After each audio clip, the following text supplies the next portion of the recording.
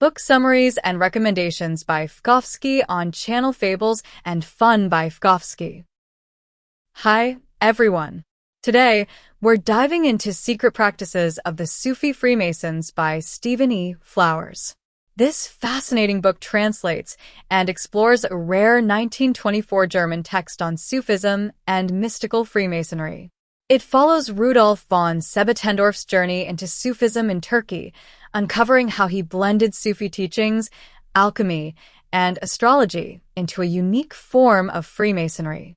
The book also delves into the symbols and esoteric practices of the Bektashi Sufi Order and reveals the mystical meanings of Arabic letters. If you're curious about the connections between Sufism and Western mysticism, this book is a must-read. Hey everyone, and welcome back for another deep dive. Always excited to be back. Today we're going to be diving into... Oh, this is going to be a good one. Yeah, it's pretty wild stuff. Okay. The Secrets of the Sufi Freemasons. Okay. I'm intrigued already. So our primary source for this one is going to be a book. Okay. It's called Secret Practices of the Sufi Freemasons. Hmm. And the author is a guy named Rudolf von Sebottendorff. Okay. And Sebottendorff claims that he actually learned these secret practices from a real Sufi Freemason order. Oh, wow. That he encountered in Turkey. Really? Yeah. Wow. They call themselves the Bini el Mim. MDL Mim. Yeah, which translates to Sons of the Key. Sons of the Key, okay. And he refers to their system as the Science of the Key. The Science of the Key. I mean, that's pretty catchy. It is. It's, What does that even mean, though? well, it's what we're here to find out. Okay. So Sebottendorff himself was kind of an interesting character. He was an adventurer, an occultist. And some even say he dabbled in early Nazi Germany.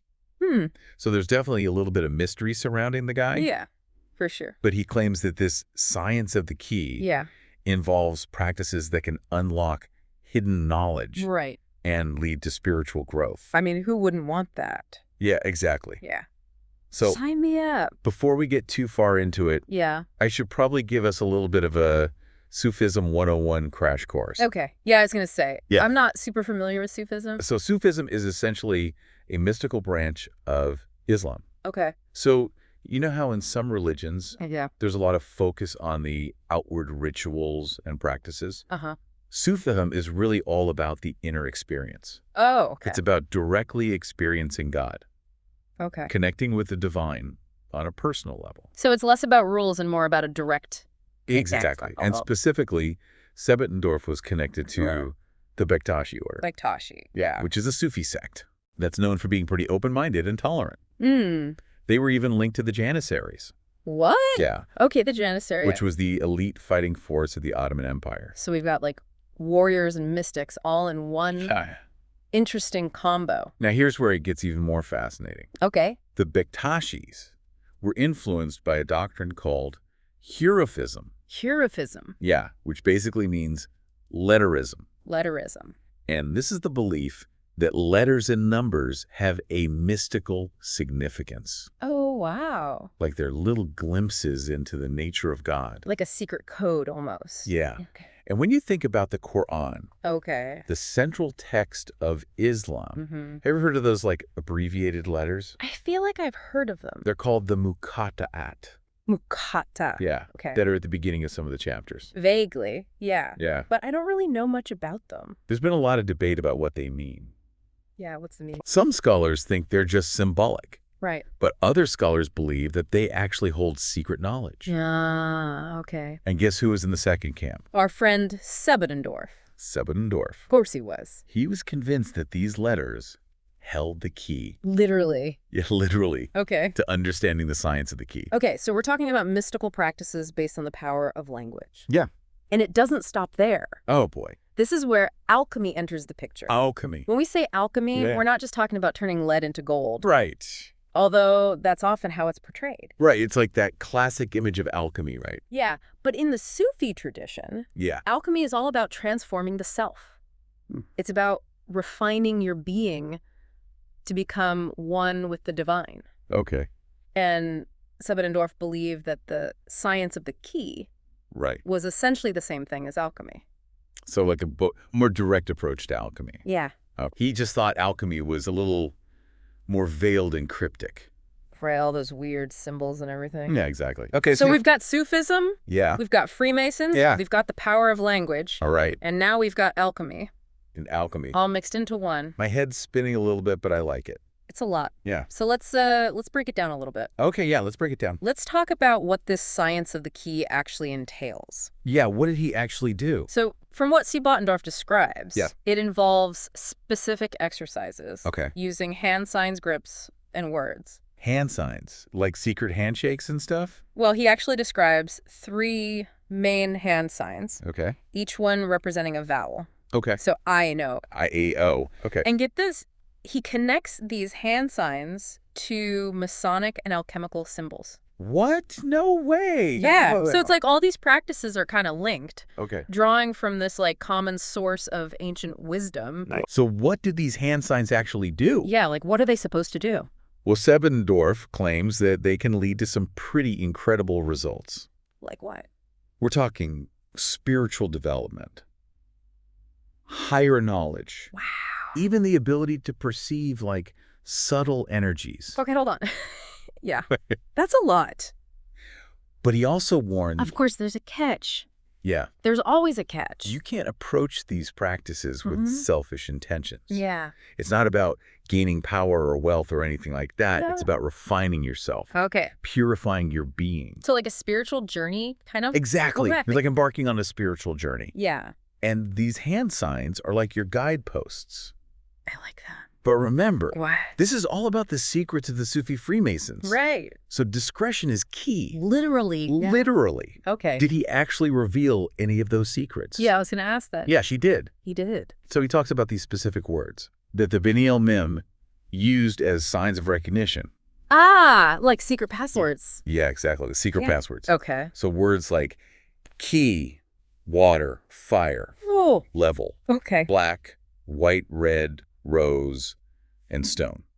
Wow. Okay, so like a secret handshake, but with words. Right. Okay. And each one of these words Uh-huh. also has a symbolic meaning within the alchemical process. Oh, so it all ties together. It's like this web. It all comes together. Symbols and practices and everything. And it gets even more intriguing Oh, boy. because he also describes these objects Okay. that were found on an initiate's table. Like what kind of objects? So a candle, a bowl, and a compass. Okay. And he doesn't really go into detail about like what they were used for, Right. but you can't help but wonder. Yeah, like what were they doing with those? Exactly. That's interesting. And here's the biggest mystery of all. Okay, hit me. Sebottendorff claims that he was actually instructed to reveal these secrets. By who? Because a great organization of infidels was threatening the world. Wait a second.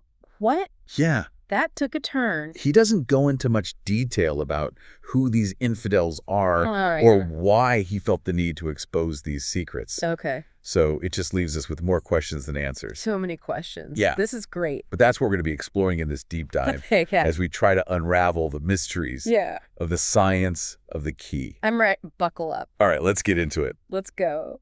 So we've established that this science of the key is like tapping into some serious mystical power. Yeah. But how does it actually work? You're right. What did Sebottendorff actually do? Well, what's interesting is he describes the practice as being surprisingly straightforward. Okay. Especially compared to some of the like vague and cryptic writings of Western alchemists. So no need to decode ancient riddles? Yeah, no. Or hunt for hidden laboratories? Apparently not. Okay. Remember those hand signs we talked about? The IA and O. The IA and O. Yeah. They're a big part of it. Okay. And Sebottendorff claims that these gestures, Okay. combined with specific sounds, can have a real impact on your inner state. Wait, so just by making these hand signs and saying certain sounds, you can achieve spiritual transformation? That's the idea. I have to admit, I'm a little skeptical. Yeah, I mean, it sounds a little out there. Yeah. But remember, like, the power of language is central to this whole system. Okay. You know, Sebottendorff believed that by focusing your intention and channeling these sounds, You can actually manipulate subtle energies within yourself. So like tuning a musical instrument? Yeah. But instead of adjusting the strings, you're refining your own being. Exactly. Yeah, like a fine-tuning of your soul. I like that. Right. Okay, so what kind of transformation are we talking about here? Yeah, what's the end goal of all this? Right, what's the point? Well, he describes it as a process of aligning yourself with the divine, essentially becoming one with the source of creation. Wow. Yeah, he believed that these practices could unlock hidden knowledge, enhance spiritual awareness, and ultimately lead to a higher state of being. So it's not about like gaining magical powers? No. Or anything like that? It's much more about inner growth. Right. And realizing your full potential. Okay. And remember, this all ties back to the Sufi concept of submission to the will of God. Right. It's not about personal gain, but about purifying your being and becoming a vessel for divine energy. Okay, I'm starting to see how all these pieces fit together. Yeah. But let's get back to those hand signs for a second. Okay. You mentioned that Sebottendorff connects them to Masonic and alchemical symbols. Right. Yeah. Can you break that down for me a little bit? Yeah, absolutely. Like, what's the significance of those connections? So let's start with the I sign. Okay. Where you point your index finger upwards. Uh-huh. So in Masonic tradition, the letter G often represents God, geometry, and the grand architect of the universe. Right. So you can see how that upward pointing finger symbolizes a connection to the divine. Okay. Striving towards a higher realm. So it's like reaching for the heavens, trying to connect with something greater than yourself. Exactly. Yeah. Then you have the A sign, where the thumb and index finger form a right angle, kind of resembling the Masonic compass. Right. And the compass represents creation. Okay. The ability to define and shape the world around us. So it's like taking that divine inspiration and bringing it down to earth. Exactly. Making it manifest in the material world. Precisely. Yeah, you got it. Okay. And then finally you have the O sign, where the thumb and index finger form a circle. And this symbolizes completion, wholeness, and the cyclical nature of existence. Wow. I never realized how much meaning could be packed into these like simple hand gestures. Yeah, it's amazing. It's like each one is like a microcosm of a much larger spiritual journey. I like that. Right. And remember, these aren't just static symbols. Right. Sebottendorff described animating them with specific sounds. Further amplifying their power. You mean those Quranic abbreviated letters? Exactly. Yeah. He would combine the vowels I, A, and O with the consonant S and chant these sounds S-I, S-A, while holding each hand position. So it's like a form of active meditation? Yeah. Using both physical gestures and vocal vibrations to like shift your consciousness. That's a great way to put it, yeah. Okay. And he claimed that with enough practice, you could actually start to perceive subtle changes in your body. Oh, wow. And even your perception. Like what kind of changes? Well, he talked about feeling warmth in his hand. Okay. And even perceiving specific colors. Seeing colors. Yeah. That sounds pretty intense. As he progressed through the exercises. Wow. So he believed that this was a sign of his spiritual development. Okay. Of his connection to a higher realm. So he actually like saw colors? He describes a specific sequence. What was it? Black, blue, red, green, yellow, white. Wow. And he connected each color to a different stage of spiritual growth. So it's like these colors are like markers on the path. Yeah. Showing you how far you've come on your spiritual journey. Exactly. Yeah. Like milestones. I like that. Yeah. Okay. So it wasn't just the hand signs and sounds. No. He also described these like specific grips. He did. Yeah. Like a neck grip, a chest grip, a middle grip, and a stomach grip. Uh-huh. What were those supposed to do? Well, each grip was associated with specific formulas, again derived from those abbreviated letters.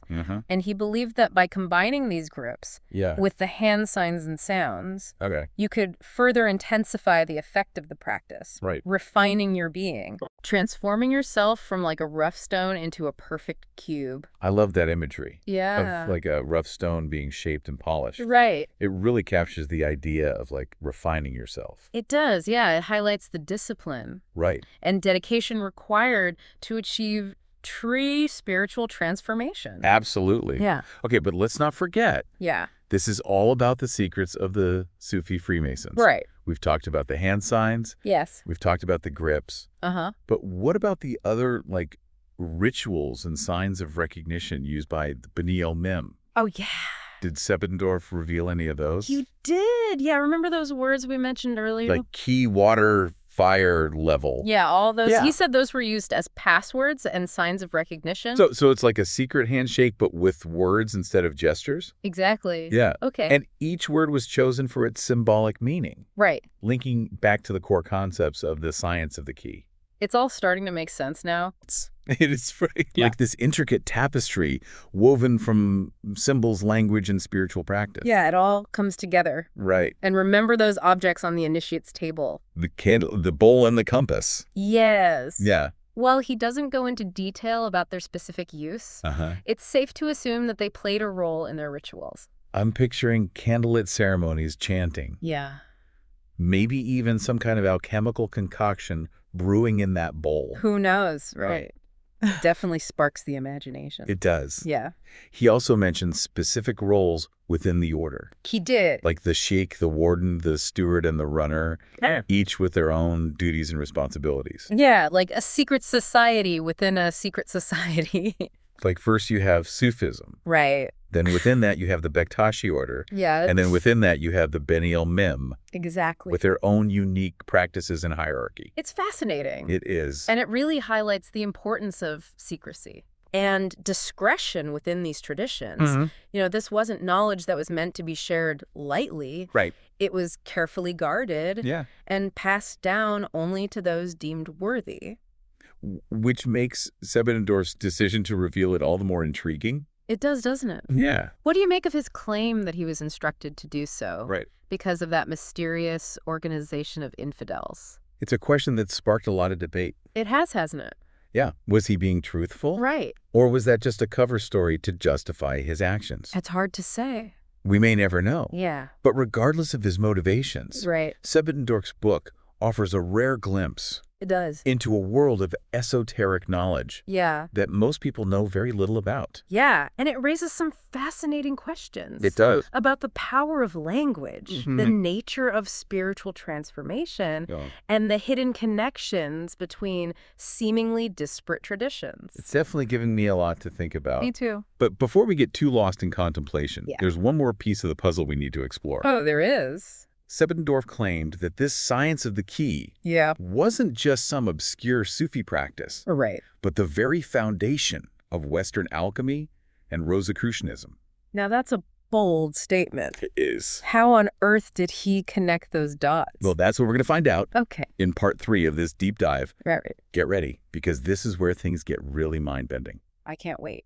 Okay, so Sufi Freemasons, secret handshakes, and now he's saying this science of the key is like the blueprint for Western alchemy and Rosicrucianism. Right. I need a diagram. I know, right?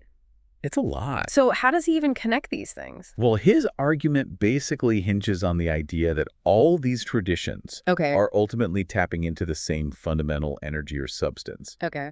And he calls this ether. Ether, like the stuff they thought filled the space between planets. Exactly. Isn't that kind of an outdated concept? Well, Sebottendorff believed that modern science was essentially rediscovering this idea, just using different language. So he saw things like electrons and other subatomic particles as simply different ways of describing the same fundamental energy that the ancients called ether. So he's saying that manipulating this ether is the key to both spiritual transformation and alchemical transmutation. Exactly. Remember how he described those hand signs and grips and sounds as ways to manipulate subtle energies within yourself? He believed that these practices were directly interacting with this primordial ether, this fundamental building block of reality. Okay, I can see how that might connect to the Sufi idea of purifying your being and aligning with the divine. Right. But how does he tie it into Western alchemy? Right. Like, weren't those alchemists obsessed with turning lead into gold? Well, yeah, that was like their main thing, right? But Sebottendorff argued that the transmutation of metals was actually a metaphor for a deeper spiritual transformation.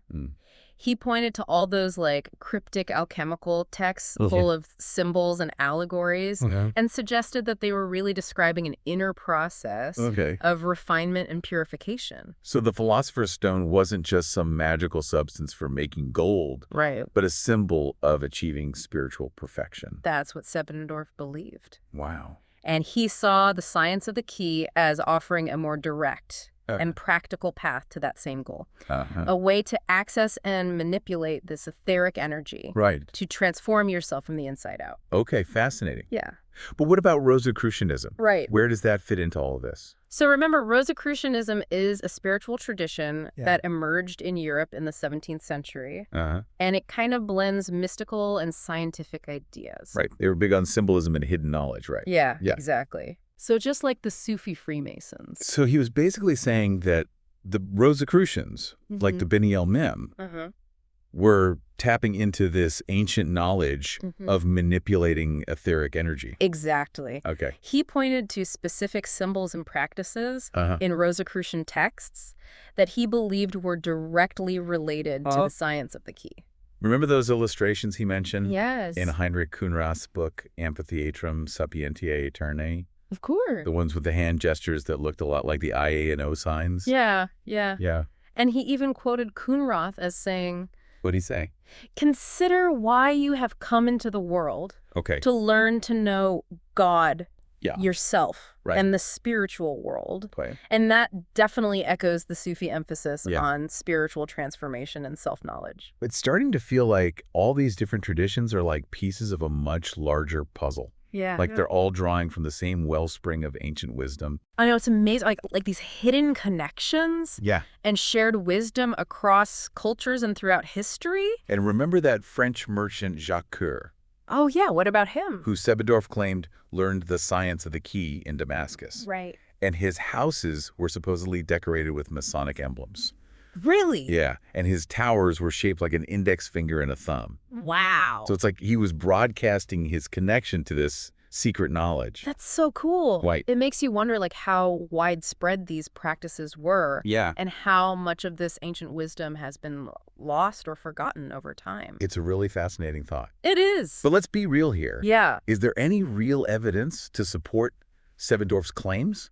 Right. Or is this just a lot of speculation and creative interpretation? That's the million-dollar question, isn't it? It is. And we have to remember that Sebottendorff was a controversial figure. He was. And some people believe that he embellished or even fabricated parts of his story. Yeah, it's hard to say for sure. It is. And these esoteric traditions are often shrouded in secrecy and symbolism, making it difficult to separate fact from fiction. Exactly. But even if we take some of his claims with a grain of salt, there's no denying that the science of the key, as he presents it, offers a fascinating glimpse into a world of spiritual practice that most people know very little about. There really is a unique perspective on these interconnected traditions. I agree. And even if we can't definitively prove or disprove all his connections, the idea that these different traditions might be linked on a deeper level is a really compelling one. It is. It's a reminder that there are often like hidden connections and shared wisdom across cultures and throughout history.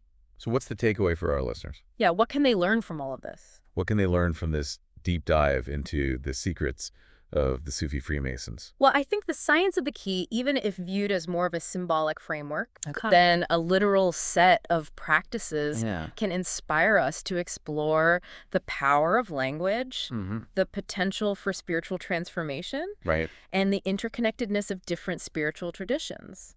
It's a reminder that the journey of self-discovery is an ongoing process. And sometimes the most unexpected paths can lead to the most profound insights. Exactly. And who knows, maybe somewhere within these ancient practices, shrouded in mystery and symbolism, lies a key to unlocking our own hidden potential. It's definitely a thought-provoking idea. It is. Well, that wraps up our deep dive into the secrets of the Sufi Freemasons. That was a good one. I don't know about you, but I'm feeling both enlightened and a little bit mystified. Same here. It's amazing what we can learn from delving into these lesser-known corners of history and spirituality. I know, right? Always something new to discover. So to all our listeners out there, yeah, we encourage you to keep exploring, keep questioning, stay curious, and keep seeking out those hidden connections. Yeah. That reveal the deeper meaning of our world. You never know what secrets you might uncover. You never know. Exactly. That's it for this deep dive. Until next time. Until next time, keep exploring the world with open hearts and inquisitive minds. Absolutely. We hope you enjoyed this book review by Fkowski. Don't forget to subscribe for more inspiring book reviews and recommendations, and let us know in the comments which book has had a lasting impact on you.